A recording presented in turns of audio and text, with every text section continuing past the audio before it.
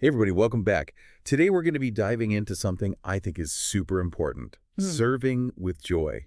We got some really fascinating writing here that uses these biblical examples to show how our attitude can totally change how we experience serving religion.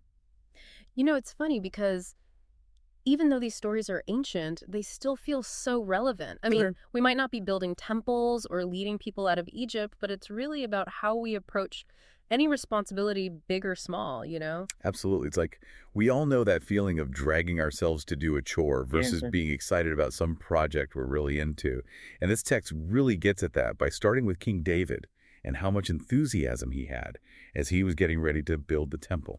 Yeah, and it's not just that David was excited. The text actually emphasizes how his joy spread to the whole community. People Mm, were practically lining up to give and contribute. right. It became way more than just a feel-good moment. It wasn't about just constructing a building. It was like this act of worship because they had so much love for God. Which totally changes the whole thing, doesn't it? It Yeah. wasn't about obligation. It was coming from this place of like deep joy and devotion. It's true. And it made me think of that verse in Corinthians about how God loves a cheerful giver. Right? You can almost feel the energy coming off the pages in Chronicles. Know. It really is powerful. And I think that's one of the biggest takeaways here, that joy can transform service into actual worship. Wow. Yeah. It's an act of love, not just another chore to check off. Right. Exactly. But, the text doesn't shy away from the opposite of that either. And that's where we meet Jonah. Oh, man, Jonah. Talk about someone who did not want to serve, trying to run away from God, literally sailing in the opposite direction. That's like next level avoidance. You really wonder what he was thinking. But I think it also speaks to how we all have that human tendency to avoid things that are uncomfortable, Yeah. even if it means more suffering later on. It's like when you know you need to apologize to someone Hmm. or have a tough conversation. But we put it off, even though it eats away at us. Yeah. We think we're escaping the discomfort, but we're just making it last longer. Totally. And a lot of times it actually makes it worse, just like all the chaos that happened to Jonah. Oh, for sure. And it's important to remember it didn't just affect him, it affected the sailors, the storm, everyone around him. What we do, or in this case, what we don't do, has ripple effects. It really makes you think, what if we found a way to do even our least favorite tasks with even a little bit of that enthusiasm that David and his community had? It's a good question. Lots to think about. It really is. And it's not just about big dramatic things either. Yeah. This whole idea of approaching things with joy, it applies to everything we're called to do in our lives, even the small stuff. Like take the prophet Isaiah, for example. It's hard to imagine saying, "Here I am, send me," when you don't even know what you're saying yes to. I know, right? But Isaiah was totally on board with whatever God had planned. He was. It's like a masterclass in trust and willingness. Totally. It really shows how powerful faith can be. Right. When you have that deep trust, you can move forward even when you don't have all the answers. Exactly. It's like with Isaiah, saying yes to the journey was the most important thing. Yeah. Just trusting that God would be there along the way. That's so No true. hesitation, no second thoughts. He was all in. And the text even brings up Psalm 40.8. Oh, right. It's that idea of actually finding joy in God's will. It's like Isaiah found joy in just surrendering and knowing he was part of something bigger. Absolutely. But obviously, not everyone in the Bible had that same send me energy as Isaiah. Yeah. And that brings us to Moses. He had, well, a slightly different reaction when he was asked to lead the Israelites. Oh, yeah, when God told him to lead the Israelites out of Egypt. Exactly. Moses was a little more send someone else, wasn't he? Which I get it, talking to a burning bush and then leading a whole nation to freedom. That's a lot. It's a pretty big ask. Yeah. But I think Moses' story is so important because it shows how fear can disguise itself as being practical. Oh, interesting. He focused on all the reasons why he wasn't the right guy for the job. Oh, I see. Like, he didn't think he was a good speaker. He was worried about his age. He focused on his insecurities Right. instead of thinking about how God could work through him. And that hesitation, all those delays, they didn't help, did they? Not really. I mean, they got there in the end. Yeah. But those 40 years in the desert Right. makes you wonder what could have happened if they just embraced the whole thing a little more. Totally.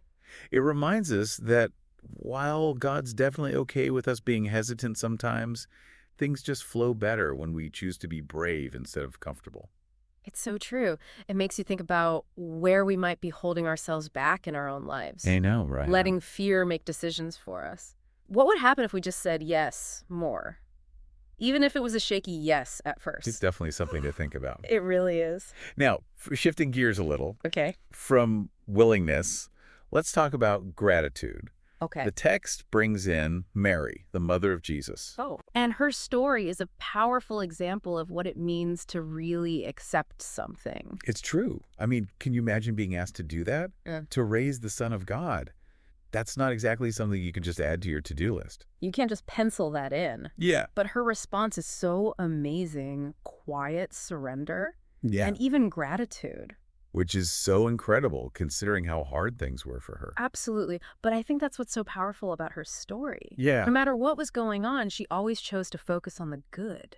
It's like that saying, gratitude turns what we have into enough. That's it. Exactly. And speaking of not having enough, the text contrasts Mary with the Israelites grumbling in the desert. Oh, man. Talk about a tough crowd. I know. Talk about a group that could really use some gratitude. Mm. They had just been freed from slavery, but all they could do was complain about what they were missing. I know. It's almost funny, isn't it? It really is. They were surrounded by proof of how much God was taking care of them. Yeah. But they couldn't see past their own negativity. It's like they couldn't stop looking back at what they'd left behind. And they missed out on what was right in front of them. They had all this evidence of God providing for them, but they couldn't see it. And that lack of gratitude, all that negativity, it really held them back. It really did. It's like they were stuck in the wilderness physically and mentally. Right. It's a great example of how our attitude can totally change our lives. It really is. Yeah. It's amazing how these stories can be thousands of years old. And they still apply to us. Yeah.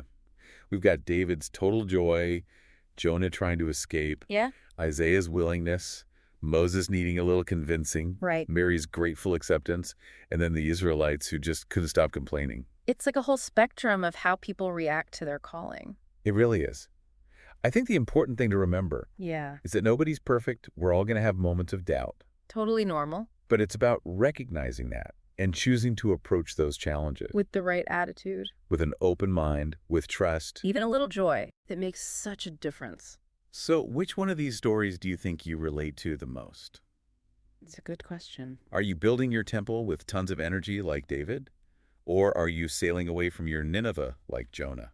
Yeah, think about that. Or maybe a better question is, what's Yeah. one small thing you could change today to bring more joy into the things you do? Oh, I like that. Could you find a way to be grateful for a task, even if you don't love it? Or what if, Yeah. instead of focusing on all the things you wish were different, Yeah, you took a minute to appreciate what you have? Even the little things. that's it, exactly. Yeah. Because even the smallest changes can make a big difference in the long run. Well, there you have it. That's serving with joy. Looking at the good, the bad, and everything in between. Figuring out what it really means to give something your all. And remember, if there's ever a topic you'd like to really dig into or a question that's been on your mind, We're here for you. The Deep Dive is always here to explore with you. Until next time, keep those questions coming, and we'll keep diving deep.